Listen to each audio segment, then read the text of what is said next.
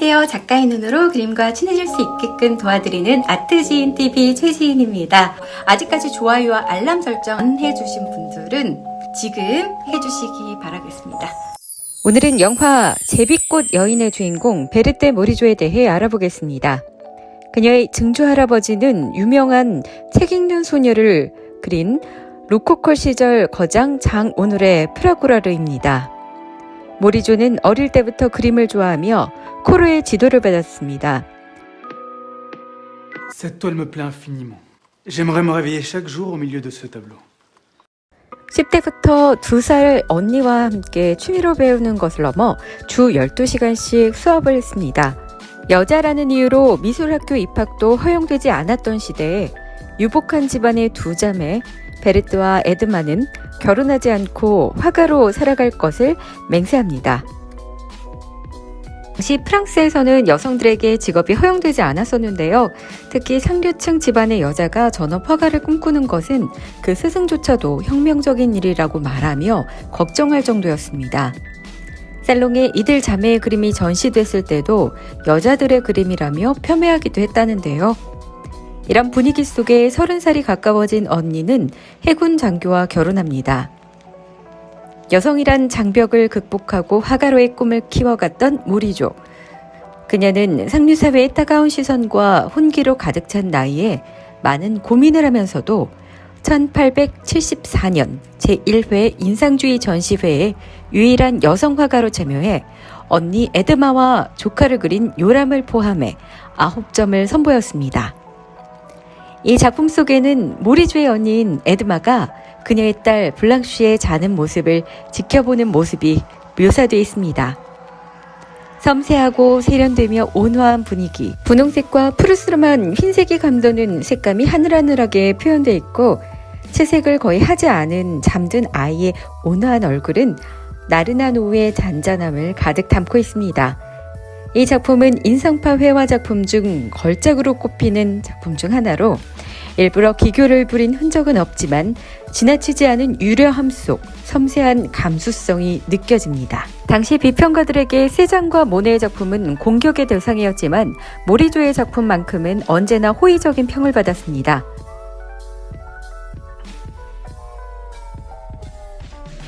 Hier avait lieu la première exposition des indépendants. On a aimé le berceau. C'est une caresse, ce pinceau. Un seul regard sur le berceau réconcilie avec le monde,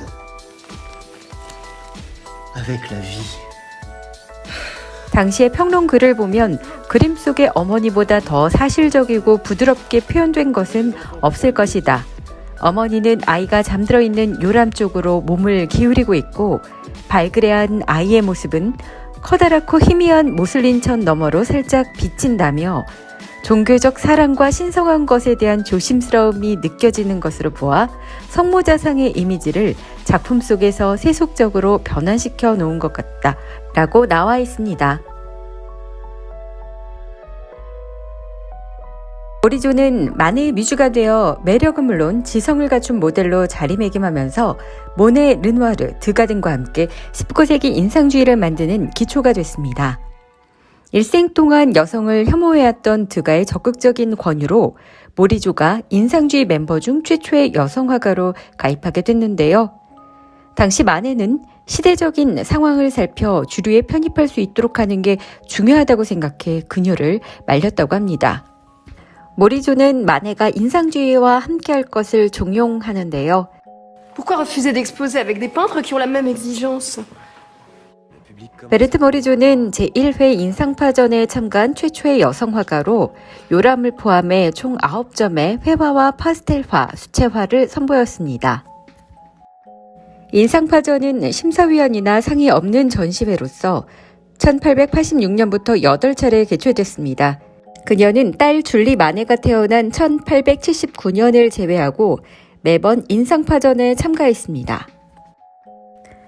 아름다운 색채와 부드러운 터치로 동료 인상파 화가들에게도 사랑과 존경을 받았던 모리조였지만 당시 여성 화가라는 이유로 곱지 않은 시선도 받았는데요.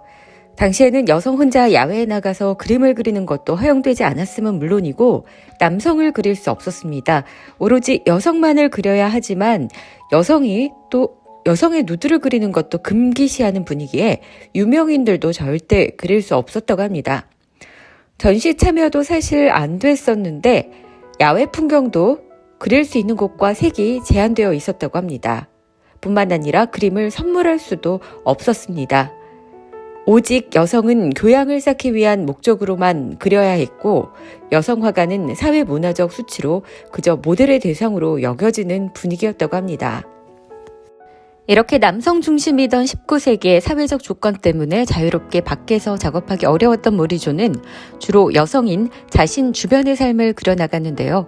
어쩌면 그래서 더 그녀만의 색채를 가질 수 있었을지도 모르겠습니다.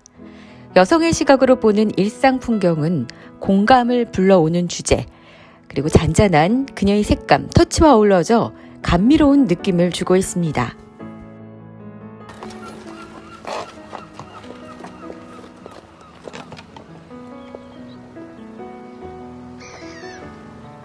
그녀의 대표작 중 하나인 이 그림은 여성이 공공장소를 혼자 돌아다닐 수 없었던 시대에 여인 홀로 항구에 앉아있는 모습을 그린 것만으로도 센세이션을 일으킨 작품입니다.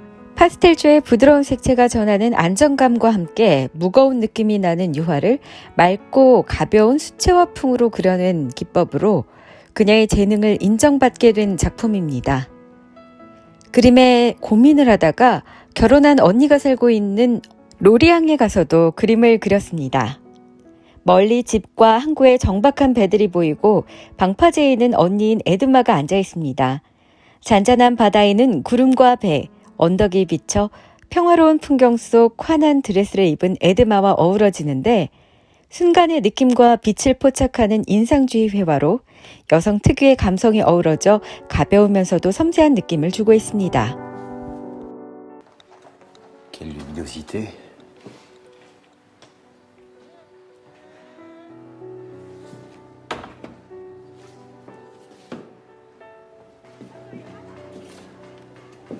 당시 그림에 대한 열망으로 결혼과 그림 사이에서도 고민이 깊었던 부분을 알 수 있는 장면도 나오는데요. On ne peut pas éternellement choisir de poursuivre un rêve. 화장을 고치는 언니를 그리며 모리조는 여성들의 꿈이 미래지향적이었으면 하는 바람을 담고 있습니다.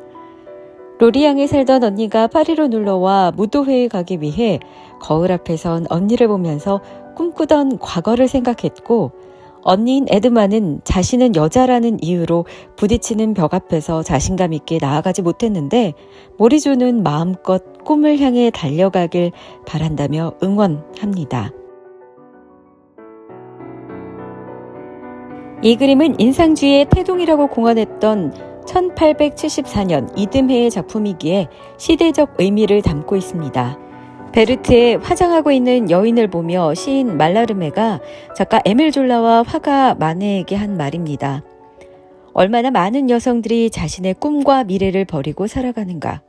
언니의 화장을 고치고 또 고치는 모습을 보고 있으면 끝끝내 사라진 욕망을 덧칠하고 등골에 피어난 차연한 소망은 꽃보다 더욱 서럽게 핀다. Capable de donner vie à l'obscurité. Pouvoir rendre cela. Mais moi aussi j'ai besoin que quelque chose se passe. 그림에 대해 깊이 있게 고민한 모리조의 모습 영화 속에서도 보실 수 있는데요. 모리조는 34살에야 마네의 동생인 외젠과 결혼했습니다. 결혼에 딸 하나를 둔 모리조는 이후 주로 딸 줄리 마네를 많이 그렸는데요.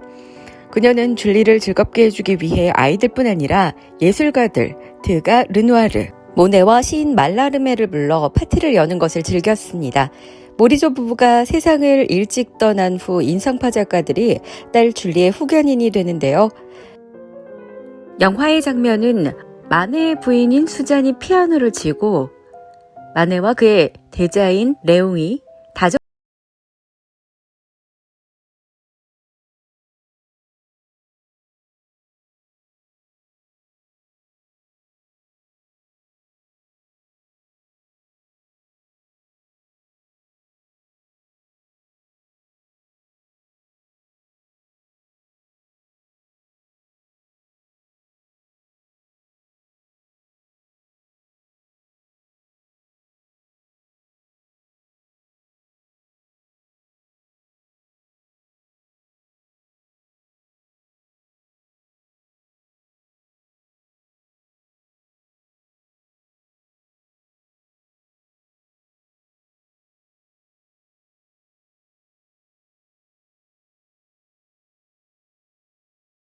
7배 얻은 외동딸 줄리는 1893년부터 1899년까지 일기를 기록했는데 1895년 어머니인 모리조의 죽음과 아버지처럼 의지했던 말라르메의 죽음이 자세하게 일기장에 남아 있습니다. 그 시대 인상파 화가들의 성격까지도 표현이 잘 돼 있는데요. 줄리가 3살 때 장미 정원에 서 있는 모습입니다. 그림은 모리조가 1881년 줄리를 데리고 처음으로 니스를 여행했을 때 남긴 작품이고요. 줄리의 일기의 내용입니다. 나는 모래장난을 하고 있었다. 내게 있어서 최고로 행복한 때였다. 어머니가 만약 엄마가 없다면 어떻게 할 거니? 라고 물으셨을 때 모래장난을 할 거야 라고 대답한 기억이 난다. 일기의 이 내용을 보고 나도 모르게 눈물이 났다. 모리조가 사망하고 1년 뒤 1896년 회고전에 나온 작품입니다. 줄리가 바이올린 연습을 하고 있는 모습인데 이 그림을 위해 2시간이나 이런 자세로 있어야만 했다라는 내용이 일기에 나와 있습니다. 이 그림은 르누아르가 그린 모리조와 줄리의 모습입니다. 모리조가 폐질환으로 사망하기 1년 전에 그린 것이라 그런지 건강이 좋지 않아 보이는데요. 모리조는 줄리가 병에 걸렸을 때 병 간호를 하다가 사망하게 됩니다.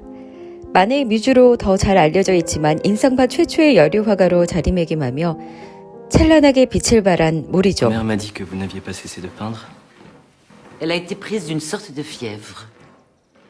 Vous avez fait la guerre à votre façon. 1886년 인상파는 마지막 전시회를 열었지만 뒤랑리엘은 인상주의 뉴욕 전시를 성공적으로 마쳤습니다. 그리고 모리조의 그림도 다른 인상파 화가들과 함께 6점이나 뉴욕에 선보였습니다. 이 그림 중에는 약혼했을 때 약혼 기념으로 그린 바닷가 풍경, 로리앙의 항구라는 작품도 있었습니다. 수백 편의 작품을 남겼고 여자로서는 드물게 미술살롱과 전시회에 당시 빠짐없이 참가했으며 모네, 르누아르, 드가 등과 함께 인상파 화가 그룹에 주도적으로 함께했던 모리조. 만해의 여러 그림 속에 영원한 뮤즈로 시들지 않는 꽃이 된 그녀. 오늘은 모리조의 찬란한 투쟁의 역사가 담긴 그림 감상했습니다. 자, 오늘도 함께 해주신 여러분 고맙습니다. 좋아요와 알람 설정 그리고 구독 버튼 누르는 거 잊지 마시고요. 자, 다음 시간에 다시 뵙겠습니다. 러브아트 제임TV